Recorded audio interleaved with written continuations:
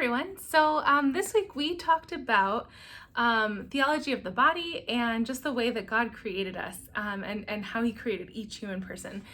So this lesson was really exciting. Krista White led it for us, which was really cool because she was a catechist before she joined us at Edge. She was a catechist over at DOF. And she, for many years, did the Purely You sessions. So several of our kids had her to do the Purely You sessions. And so for them, I think it was an easy transition to have her doing it here too, because she had already kind of had that relationship with them. And furthermore, she is also one of our marriage prep people. So she meets with couples who are about to get married and kind of does the same thing, obviously in a much higher level for our married couples than for our youth. But so it was really a really great blessing to have her leading our talk this week. So I'm going to do my best to kind of try and do the talk as well as she did, or at least give you the same amount of good things as she did. So anyway, if you are joining us because you missed this week's session, or because you do things homeschooling online, or if you just wandered across our YouTube channel, that's the summary for this week. So let's go ahead and get started. Welcome. We're glad to have you. Okay, so I'm going to start. The first thing I'm going to do is she read this sequence of code. I will tell you I'm dyslexic, and so if I get the numbers out, if you're putting the numbers into your code thing, and you're like, wow, that didn't turn out, it's just because I got the numbers out of order, but I'll do my best. Okay, so this is how we started. 0 1 0 0 1 0 0 0 0 1 1 0 0 1 0 1 0 1 1 0 1 1 0 0 0 1 1 0 1 1 0 0 0 1 1 0 1 1 1 1 0 0 1 0 0 0 0 1. Okay, really long. So she said, does anybody know why I just said that number out loud to you, that really long number? And so one of our youth, who was actually joining us online, he was like, that sounds like computer coding. And he's 100% right. It is. And so the computer code that I just set out and she set out, it actually just means hello. Seems a lot easier just to type hello, but here we are. So somebody has to do all of that hard computer coding work. And so that long code said hello. And so computers, they use this two symbol system, right, when they are doing coding. I'm probably not the best person to talk about this. Krista said the same thing. She did not feel like she was the best person to talk about this. Probably actually Jonathan Friends, who does do coding, would have been the best person to say about code. But computers, at the end of the day, they use this system, these two numbers to code everything, right? And so there are a lot of things in the world, like technology, that they follow specific formulas and specific patterns, right? And so our genetics, our bodies, they're made up similarly, right? So we know that our bodies, most people's bodies anyway, have 23 sets of chromosomes, right? And so our chromosomes and our genetics, they define a lot of things about us. And so we asked the kids, what are some of the things that you can think of that, your genetics and your chromosomes, what sort of things can you think of that those things define? And so we got answers like hair color and eye color and height, and foot size and gender, and whether you're predisposed to things like diabetes or other different various diseases. So our kids, they knew a lot about the way genetics work, probably as much as we do at this point, it seems like. So we also talked about how everybody is born with either an XX or an XY chromosome, and that chromosome determines whether you're male or female. That determines your gender, right? So this biological code, this combination of these chromosomes, it determines whether we're male or female, and being male or female is a reality that's willed by God, right?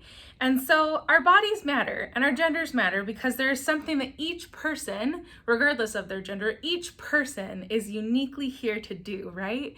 And so God reveals something about our body and our soul in the way that we're made up, right? And so both men and women were created in equal image and equally in the image and likeness of God. I'm going to read where that is in scripture really quick. So that one, it's Genesis 1, chapter 1, verse 27. So if you want to follow along at home, you can. So I like this too because it's nice. It's in my Bible. It's that little standout alone verse. So it's easy to find. So it says this: God created mankind in his image. In the image of God, he created them. Male and female, he created them. What to read it one more time because I think sometimes we get stuck in that other version of creation where God like made Adam and yay, Adam, and then we just, right out of the rib cage, and that's an afterthought. So here's what it says one more time. Here it is. God created mankind in his image. In the image of God, he created them. Male and female, he created them. So both male and female. Everyone is created in the image and the likeness of God, right? We're all created in God's image, in God's likeness, meaning that we all have equal dignity, right? We all have that same dignity, that same respect should be given to all of us, right? Because we're all created equally, right? So while men and women have equal dignity, there's differences between them, just like there's differences between every woman and every man, right? There's differences between all of us, but those differences, sometimes it can seem like those are really divisive, right? I mean, especially I think looking at the current culture around us, it can seem like our differences are really what's defining us, and we're taking those differences and we're saying like it's tearing us apart, right?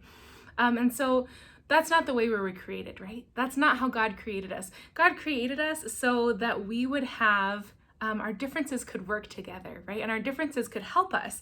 And so Krista gave one example that she said, for instance, if I am working with Michaela and we're doing like different activities together, I might ask her, can you reach something up really high? I'm 6 feet tall. Krista is like, I don't know, 5'2", I think. So she was like, I might ask Michaela, can you reach that high up thing? And she said, and if we were like painting a wall, for instance, I could do the lower part and she could do the higher part. And so there are just different ways that we are created, that those differences help us if we work at it and if we put ourselves into the situation where we're trying to help and trying to love our neighbors and each other, right? Those differences were made to help us and to help the world be better. So we all have dignity. Like I said, we all have dignity, and those differences, they're a good thing and they're a blessing from God, right? And so I just want to say one really quick thing, one really little quick anecdote. That sometimes this lesson can seem like we're trying to say like gender stereotypes are important, right? We're trying to say, women belong in the house and men are big and strong and blah, blah, blah. That's not the case at all. Like that is not what we're trying to say. And I always say, my dad, I grew up on a farm with 2 sisters. There's just 3 of us, 3 girls. And my dad always told us that anything that boys could do, we could do too. And because we grew up on a farm, we grew up doing a lot of things, like a lot of lifting and carrying and moving, and I know how to like change tires, and I know how to change my oil, and like all sorts of things that like my dad taught us, because he said, just because you're a girl doesn't mean you have to fit into that stereotype. And he's right, 100%, right? That's true. We don't believe that just because you're a woman or you're a man, it tells you this is who you are, this is how you have to act, right? And an example Krista gave was, she said, Jonathan told us at the beginning of the year, one of the things that like his like dream job when he was when he first met his wife Maureen, he told her this, that like his dream was to like be a stay-at-home dad. Right? And that doesn't make him any less of a man, right? That doesn't change the fact that he's a man. He is still a man, even if he's doing what is typically the woman's role, right? And so I want to be careful that as we're doing this lesson, that is something that is really clear, is that we're not trying to reinforce gender stereotypes, because that's not who God necessarily created us to be, right? So if you do fit in the stereotypes, that's fine too. God created you that way too, so I don't want to like be disparaging of that. But God created each of us uniquely with different skills, different strengths, and we just are made to be who we're meant to be, right? Okay. All right, so let's keep going. Okay, so there are many different ways that we can help one another and work together, right? So using our specific strengths and talents in different ways, the unique ways that we're individuals, they can all build a better, happier community. And so we talked about, even if you're looking at like church itself, that just the different things that people do in the church community, right? Like there are some people who lecture and there are people who cantor. There's the pastor. There are people who come and water our flowers. There are people who come and help set up the altar and iron the altar cloths. There are people who come and dust and clean. There are people who help with hospitality. I mean, I could go on and on and on. So even in just a small church community, right, everybody has different roles that we all fill and we all help out, and we make one big, beautiful community, right? That's the beauty of a community. That's the beauty of all being created uniquely with our own gifts and our own talents, right? So, like we said, our bodies reveal to us, they reveal to us whether we're man or woman, right? And as a human, our bodies and our souls are completely united, right? Because we believe in that. We believe in the resurrection of the body. It's one of the things that we profess when we come to church on Sundays, right? We believe in the resurrection of the body, right? So our bodies and our souls united, both important. So there are many ways, like we said. The reality is that our identity is really complex, right? So our identity as a man or a woman is important, but it's really complex. And there is many ways of being a man as there are men in the world. And there is many ways of being a woman as there are women in the world. So as we continue to understand who we are, and I say we because it is a journey for all of us, we all grow and we all change. We all learn more about ourselves and more about our call that God has on our life. We're always on that journey, right? Every single one of us. So as we continue to grow and understand more about who we are, there can be some times where we don't feel like we fit into that stereotype, right? And we don't understand what it means to be us. And that's okay, right?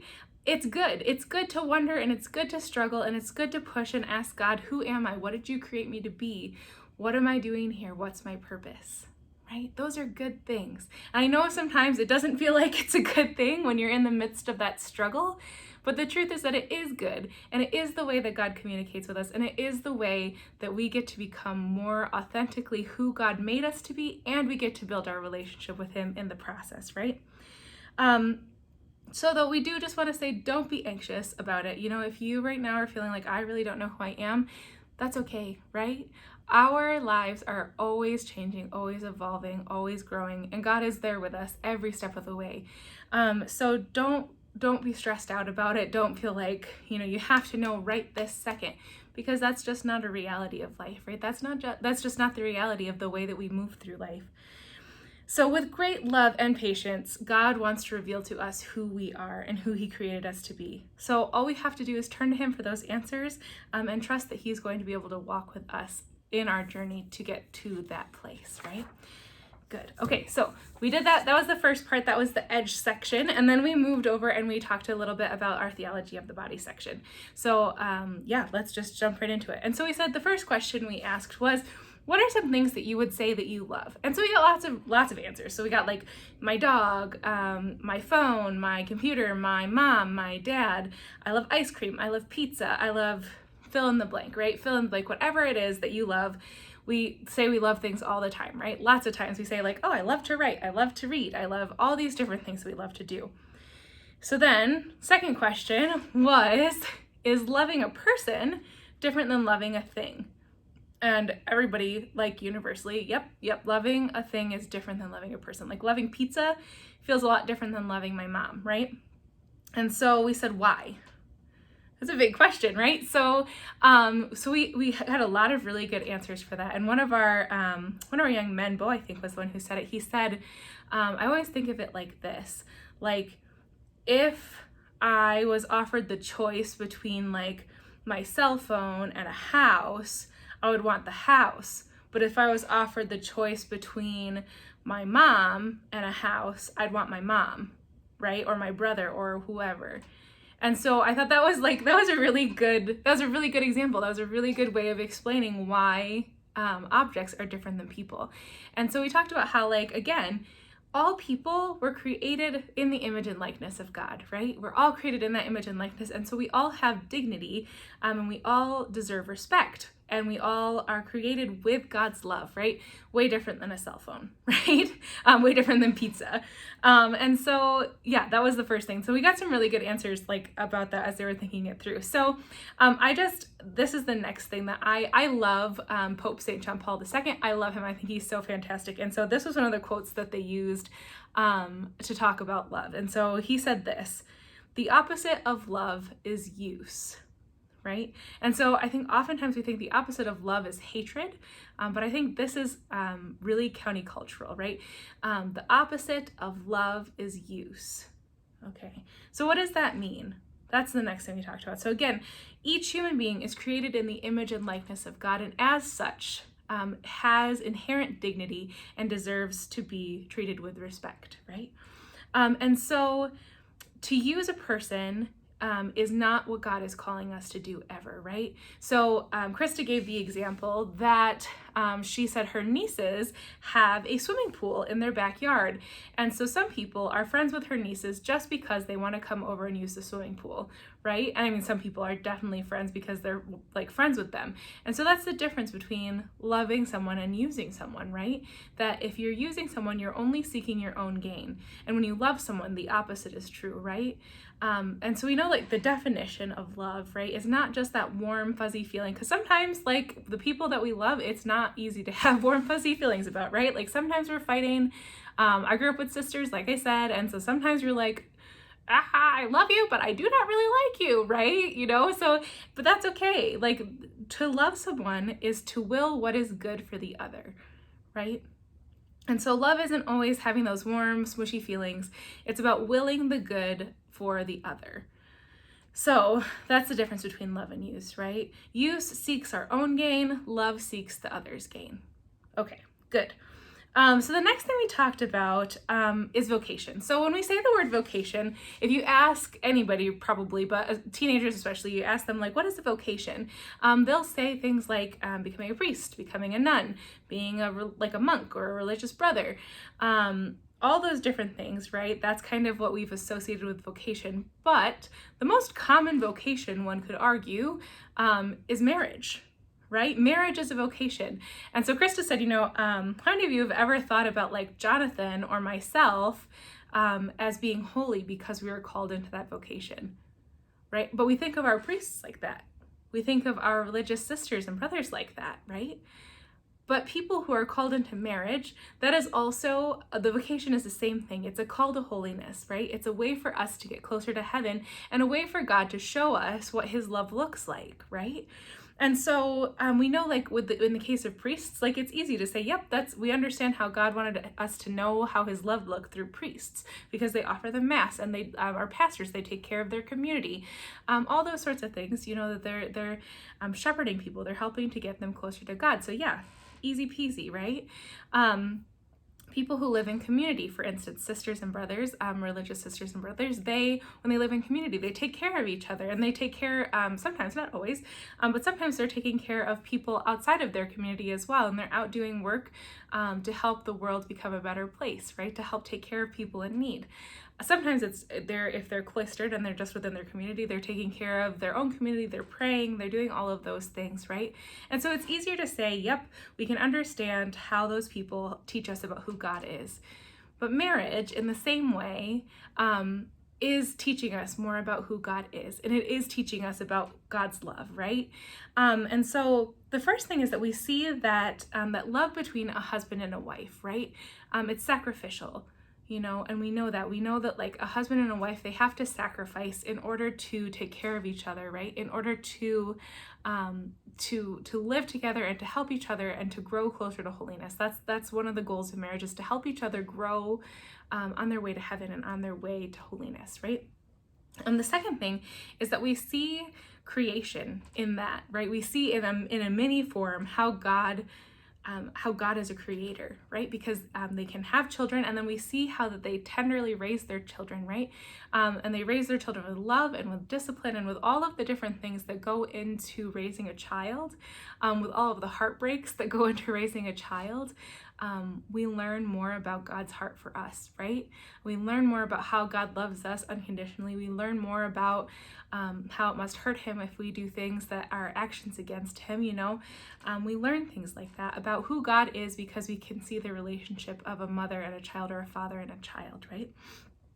So marriage, just like the other vocations, it's the same thing. It's a call to holiness, and it's a call to show us more about how God interacts with us and how God loves us, right? So we talked about marriage, and then we said, let's back off of marriage for a second and say this question next. What is the purpose of dating? And so we got a lot of good answers for this one too. We got, because you want to know, you're already you're in love with that person.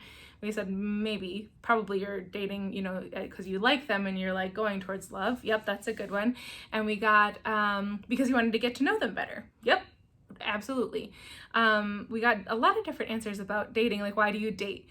And ultimately, the answer to why we date is so that we know if we want to marry that person or not, right? We know that if we like them and we date them more, and then we can decide if we love them and can imagine spending the rest of our lives with them in marriage, right? If we can imagine that person helping to lead us closer to God, right? And us in return also helping and walking with them on their journey.